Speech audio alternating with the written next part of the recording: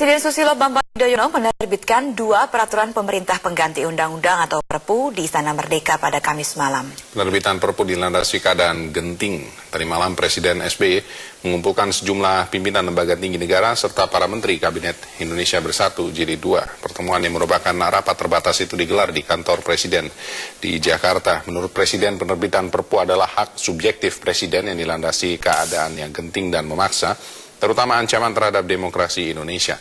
Perpu ini masih harus disahkan oleh DPR sebelum dapat berlaku sesuai tujuannya. Pertama, Perpu nomor 1 tahun 2014 tentang pemilihan gubernur, bupati, dan wali kota.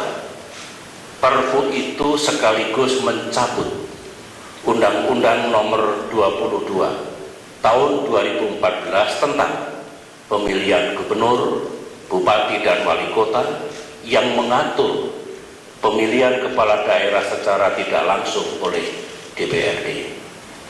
Sebagai konsekuensi dari penetapan Perpu Pilkada secara langsung tersebut, maka untuk menghilangkan ketidakpastian hukum di masyarakat, saya juga menerbitkan Perpu nomor 2 tahun 2014 tentang perubahan Undang-Undang nomor 23 tahun 2014 tentang pemerintahan daerah yang isinya menghapus tugas dan wewenang DPRD. Sementara pakar hukum tata negara Zainal Arifin Mokhtar menghimbau agar Presiden SBY menempuh upaya maksimal untuk meloloskan Perpu pengganti Undang-Undang Pilkada. Perpu SBY dapat menjadi penyelamat nasib bangsa sekaligus memberi kesempatan bagi Presiden SBY untuk memperbaiki kesalahannya.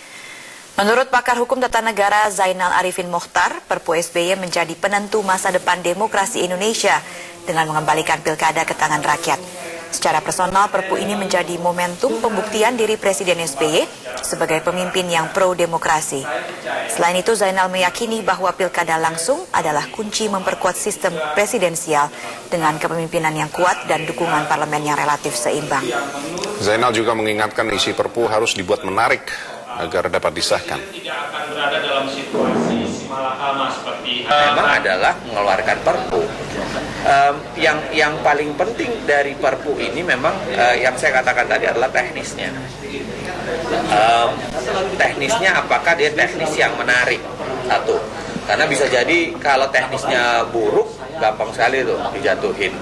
Dan kalau dia membentuknya menjadi 2 misalnya, nah bisa saya mengatakan bisa ya, tapi bukan pasti, tapi bisa menimbulkan kebingungan sendiri.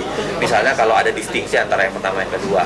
Nah, yang mesti diingat dari soal Perpu ini adalah bagaimana mengawalnya secara politik.